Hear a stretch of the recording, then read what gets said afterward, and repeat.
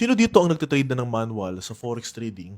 Paulit-ulit natatalo, ang dami ng mga sinalihang signal group, nag-aral ng iba't ibang mga strategy katulad ng ICT, SMC, different indicators, pero hanggang wala pa rin resulta, lagi pa rin natatalo. At ang worst part pa, lagi nasusunugan at hindi na alam kung anong talagang dapat magawin na para bang nagiging sugal na ang forex trading. Nakaka-relate ako sa'yo because majority ng mga traders dito sa Pilipinas, nagiging parang sugal ang trading. Or maybe nakapag-aral ka ng iba't ibang mga strategy, alam mo na yung price action, support and resistance, RSI, yet hindi ka pa rin profitable. It's not because mali yung strategy na inaral mo, kundi mali lang yung sistema mo sa pagde-trade mo.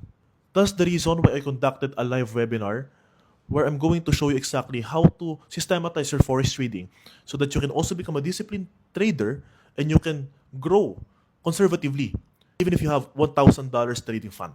But again, limited slots na to, so click mo na yung link sa baba, register mo na yung name at email mo para maka-attend ka sa ating live webinar. Also, remind yourself, set yourself a calendar at alarm dahil magiging interactive itong webinar natin. See you sa live webinar.